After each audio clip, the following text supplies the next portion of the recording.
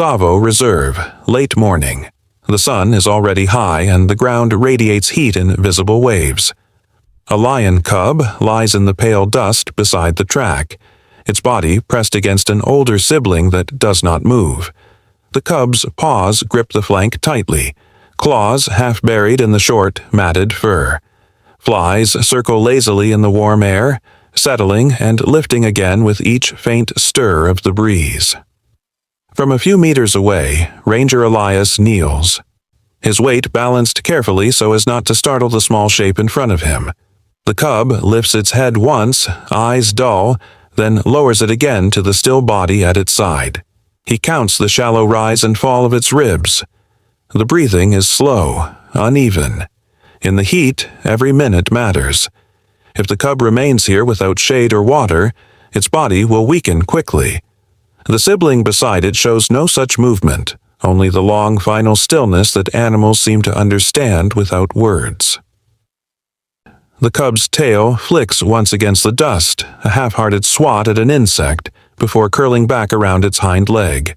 Its ears flatten as Elias shifts his position, the low sound in its throat more weary than threatening. The track is quiet but not safe. Beyond the open plain, thorn scrub hides jackals and hyenas that move when the heat drops. The smell of death travels far, and Elias knows it could draw scavengers before the day is over. He leans slightly forward, speaking in a low, even tone that carries only to the cub. The sound makes one ear turn toward him, but the small body does not move away. Instead, the cub presses closer to the lifeless sibling, burying its nose into the fur at the shoulder. From where he kneels, Elias can see the signs of strain. A slight tremor in the hind legs, the shallow flexing of claws against the ground, the way the cub's eyes close for longer each time. The heat here is relentless, pooling in the low dust of the track. A few 100 meters away, the scattered shade of acacia trees offers relief, but the cub's current grip on the body beside it suggests it has no intention of leaving on its own. If it stays, the risk is simple. The sun will take what the night left. He shifts one knee into the dirt, lowering himself slowly to reduce his height. The cub opens its eyes again, following his movement, but its paws remain fixed in place. Elias studies the distance between them. 3 steps, maybe 4. Close enough for a quick move if the cub bolts, but far enough that he can pause without pressure. His hand brushes the strap of the water canteen at his side. The option is clear. Approach carefully. Try to separate them, or wait and risk losing both the moment and the cub. A gust stirs the track dust, lifting it into the air for a moment before letting it settle again across the two bodies. The cub shifts its head, sneezing once, then resumes its still watch. Elias takes this as a small opening, letting his palm rest on the ground for balance. The earth is hot, almost too much to touch for long, a reminder that the cub's paws have endured this heat for hours. That endurance will not last. A hornbill calls in the distance, its voice thin against the heavy air. Elias keeps his eyes on the cubs, reading the subtle changes. The slight softening of the stare, the way its breathing steadies in short bursts when he speaks softly again. Each second gained now means less strength lost later, but the truth remains fixed. If the cub stays here through the afternoon, it will not see nightfall. He does not move closer yet. This moment is about trust, not speed. The cub watches him, one paw still anchored to the older sibling's side, as if holding the bond in place against the pull of the day. In the heat and silence of the track, the stakes are plain. If he can reach it without driving it into the open, there is a chance. If not, the dust will take them both. Elias moves forward one slow step, his boots pressing into the dry dust without sound. The sun has climbed higher, pulling the heat down onto the track until it feels as though the air itself is burning. He keeps his shoulders low, his hands in view, the slow curve of his approach meant to show the cub there is no threat. The small lion lifts its head, ears pricked, eyes wide and glassy in the glare. A thin film of dust clings to the whiskers around its mouth. It does not shift its paws from the lifeless body beneath them. Instead, its tail flicks once, a brief, sharp motion, before going still again. He speaks softly, his voice no louder than the faint rustle of the thorn grass beyond the road. The cub's ears angle toward him, but the rest of its body remains fixed. The heat shimmers between them, and each breath the cub takes seems shallower than the last. He watches for signs of readiness, the way the front legs might loosen, or the head might lift higher, but nothing changes except for the occasional blink. Time is passing too quickly for comfort. In this heat, a small body without shade and water can weaken beyond recovery in an hour. The predators that move in later will not waste time if they find a vulnerable target. Elias takes another step. The cub's gaze follows, head turning slightly, but still it stays. There's an instinctive resistance in its posture, a refusal to leave the body it clings to. It presses its chin closer to the older sibling's shoulder, the fur matted where the cub's own saliva has dampened it from earlier grooming.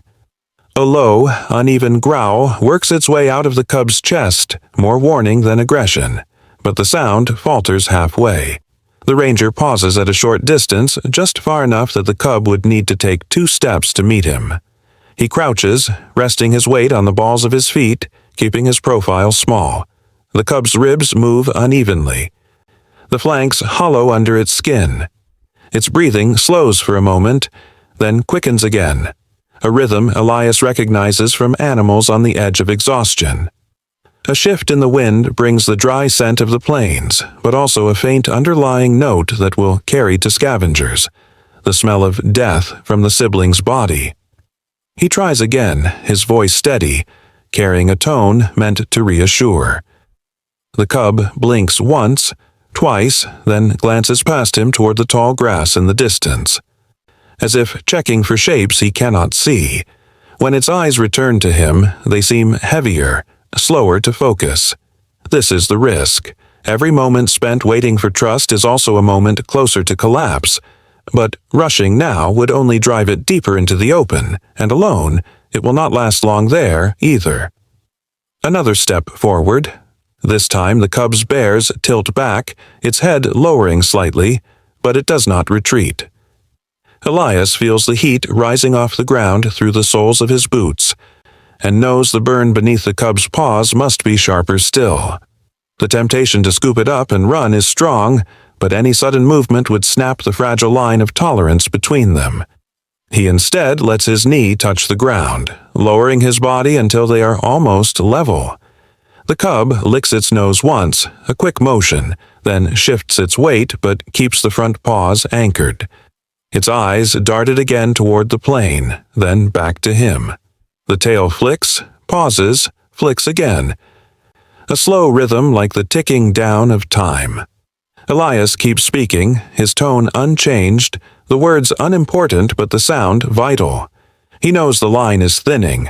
Either the cub will allow him close enough to act, or it will bolt and vanish into the grass where the heat and hunger will finish what the sun began. He stays there in the dust for several breaths, each one marking the narrow space between hesitation and rescue. The cub blinks at him once more, a faint tremor in its legs. But still it does not move away. The chance to reach it is almost within arm's length. If he moves now, there may be hope. If not, the risk will close in with the day. Elias closes the gap between them in slow, measured steps, the heat pressing on his back like a weight. The cub's gaze follows every movement, its ears twitching but not fully pinned. He stops just within reach, then crouches again, pulling a folded cloth from his belt. The fabric is worn soft from years of use, and he doubles it over his palms, a barrier between his skin and the cub's teeth or claws if fear takes over. The cub lowers its head at the sight of his hands, a faint vibration of sound beginning in its chest. Not loud, not fierce, just the frayed edge of a growl. The air between them holds still. Elias waits, letting the cub feel the pause before contact. Slowly, he extends one hand, resting it on the ground beside the lifeless sibling's flank so the cub can see and smell it first. The small body tenses, claws flexing against the fur it still grips. The growl deepens, then breaks into a low rasp, the sound of air passing over a tired throat. He shifts his angle, placing the cloth-covered palm gently along the cub's shoulder. The muscles jump beneath his touch, but the cub does not pull away. He works slowly, easing his other hand under the narrow chest. The cub tightens its grip on the body beneath it, the claws digging in as though the hold could keep the world from shifting. Elias pauses, murmuring a low line of reassurance, the tone steady, the words secondary. The cub's eyes flick to his face, then away again. Heat rises from the ground in waves, the air heavy with the scent of dust and sun-warmed fur. A faint tremor runs through the cub's forelegs. Elias feels it against his fingers, a quiver of effort as the animal tries to keep its position. He slides his arm further, supporting the weight just enough to lift the pressure from the paws. At first, the cub resists, the body curling tighter around its hold. Then, with a single, small exhale, its claws release, slipping free of the matted fur. The head drops forward, pressing against the cloth in his hand. He draws it up slowly, careful not to jolt the limbs or squeeze too tightly. The cub's body is light, the ribs sharp under the skin, the belly slack from hunger. It makes no attempt to twist free now, only presses its face deeper into his sleeve, the warmth of its breath dampening the fabric. Elias shifts his stance, holding the cub securely against his chest, his forearm supporting its weight as he straightens. The track stretches ahead, the pale dust almost blinding in the midday light. Behind him, the older sibling's body lies still, the shape already sinking into the heat haze. Elias keeps his steps slow, the rhythm steady so the cub feels no sudden lurch. Its tail hangs limp against his arm, the tip twitching only once before going still. Every movement forward puts distance between the cub and the exposed track, but the stakes remain unchanged. Without shade, water, and time to recover, even this small victory will fade quickly. The cub's breathing is uneven against his chest, shallow but steady for now. Elias glances toward the line of acacia trees ahead, their shadows dark against the white ground. That shade is the first goal. Reaching it without the cub panicking or slipping from his arms is the next step, and the most critical. In his grip, the cub shifts once, adjusting so its head rests fully against his arm. The weight is nothing to carry, but the responsibility feels heavier with each step. If it can reach shelter alive, there may be a chance. If not, the walk from here will be nothing more than the last short journey in the heat. The acacia trees cast a broken pattern of shade on the ground, their branches bending slightly under the slow push of warm wind. Elias steps into the cooler patch, the shift in temperature subtle but enough to ease the sharp heat rising from the track. He kneels and lowers the cub carefully, letting its paws touch the earth before releasing his hold. The cub stands uncertainty, front legs braced wide as though testing whether the ground here will hold it. Its sides move with quick, shallow breaths, the ribs shifting under the skin. From his pack, Elias draws a shallow metal bowl and tips water from his canteen into it, the thin stream catching light before pooling in the bottom. He slides it forward, keeping his movement slow and low. The cub hesitates, nostrils flaring before stepping closer. Its tongue dips to the surface, lapping 3-4 times in quick succession before it stops. A drop falls from its muzzle to the dirt, darkening it for a second before vanishing.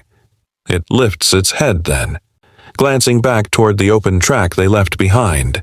Its ears twitch sharply, turning toward the distance, then forward again. The body is restless, not in fear, but in the unease of leaving something it did not choose to abandon.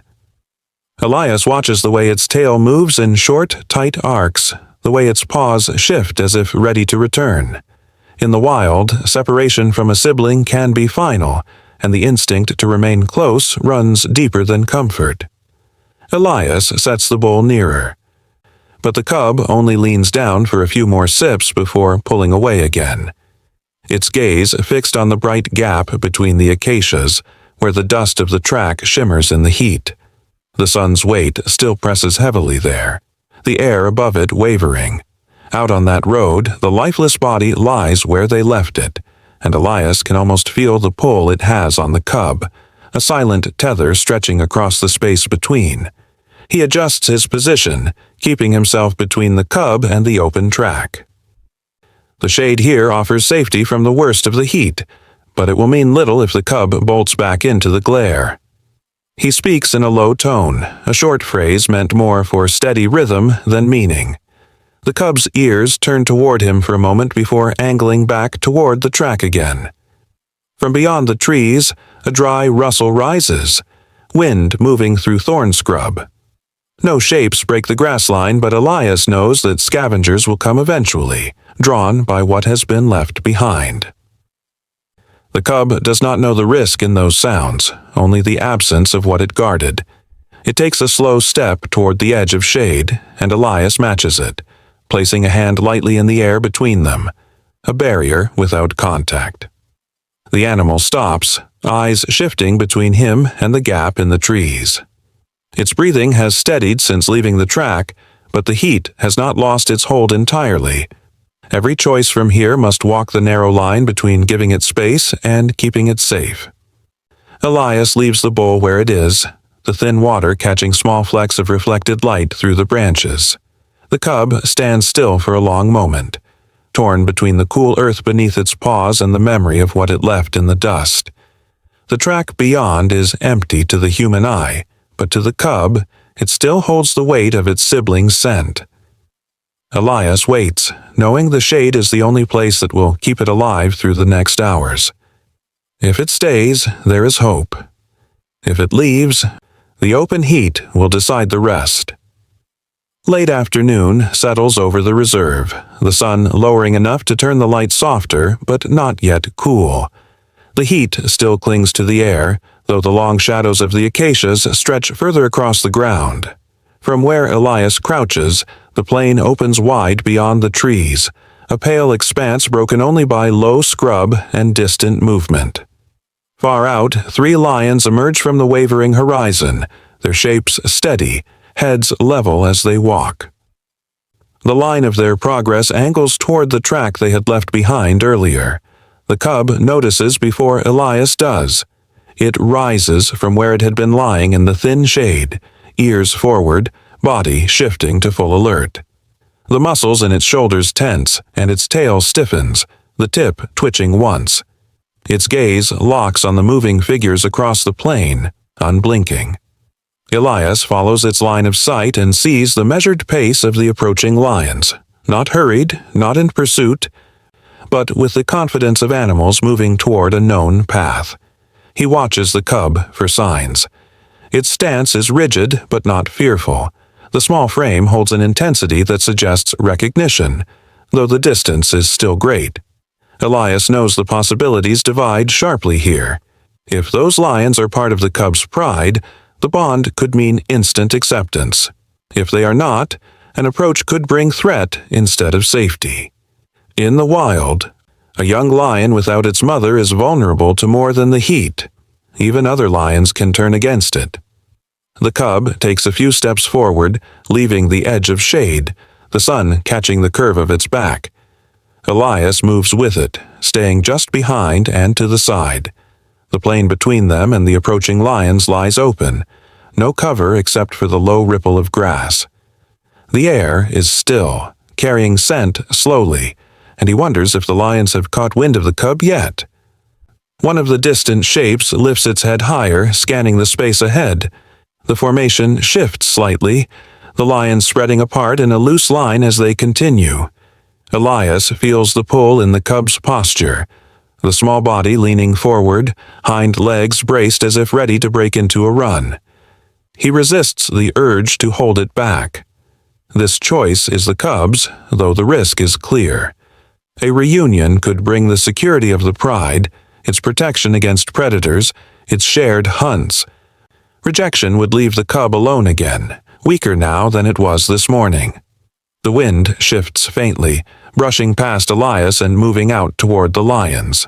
He knows the moment the scent reaches them because the one on the far left slows, head turning slightly toward their position. The cub freezes, tail lowering, but its eyes remain fixed on the group. Elias stays still, his presence quiet and non-intrusive, watching for any sign that the lions have changed their course. They keep moving, but the angle alters, no longer directly toward the track, but subtly toward the acacias. The distance between them is still long, but closing. Elias studies their body language. No lowered heads, no quickened pace, no signs of aggression yet. Still, in lion behavior, even subtle shifts can hold meaning. The cub glances up at him once, a fleeting look before turning back to the horizon. Its ears flick back and forth, catching every sound from the grass and the air. Elias feels the tension coiled inside the small frame, a balance between hope and caution. If this is the moment that decides the cub's survival, it will unfold in the next few minutes, in the open space between shade and plain. The sun edges lower, the light flattening across the land. The lions are nearer now, their shapes more defined, the sway of their strides clear. The cub does not move from its watch, the tip of its tail twitching again, steady as a pulse. Whatever happens next will either draw it back into the safety of the pride or leave it to face the long evening alone. The three lions advance across the plain, their shapes now clear in the fading light. Two females lead, a younger male trailing a short distance behind. Without hesitation, one of the lionesses shifts her path, breaking from the slow arc of the group and turning directly toward the acacias. Her head is high, her steps measured. Each stride closing the distance with quiet certainty. The other two continue forward on their original course, watching but not following. The cub stiffens beside Elias, then moves a half-step forward, ears trained on the approaching figure. Its body quivers faintly, not with fear, but with a held tension, as if every instinct is caught between running to her and holding its ground. Elias stays completely still, his presence forgotten in the lioness's deliberate approach. Her focus never leaves the cub. She comes to a stop just a few meters away, her shadow falling over the smaller shape. The air between them holds a silence so deep it swallows the rustle of the grass. The cub lowers its head slightly, then steps forward in a slow, deliberate motion. Closing the last space between them, it presses its face into the thick fur of her chest, its small body folding into hers. The lioness does not move at first, then lowers her muzzle to rest on the top of the cub's head. She holds it there, still and solid, for several long seconds. The moment is entirely their own. Elias can see the cub's sides moving against her with each breath, the rise and fall now slower, steadier. Her eyes remain half-closed, her expression unreadable but calm, her weight shifting only enough to steady herself over the cub's position. It is not a hurried reunion, not an urgent reclaiming. It is something quieter, older, bound in the wordless language of recognition. Around them, the light softens further, the plain taking on the first muted tones of evening. The second lioness and the young male have paused, watching from a short distance. They make no move to intervene, no sign of challenge or claim. In a wild world where survival often leaves little room for sentiment, this quiet acceptance feels almost impossible. Yet here, the older lioness remains still, her muzzle pressed lightly against the cub as if anchoring it in place. After a time she lifts her head but does not step away. The cub stays pressed against her forelegs, eyes half shut, tail curved low but no longer twitching. Elias lets out a slow breath, the scene requiring nothing from him but distance. He knows the reality. In some cases, a cub outside its mother's immediate circle would be driven off, or worse. This, by every measure he understands, is an exception. The lioness glances once toward the open plain where her companions wait, then back down at the cub.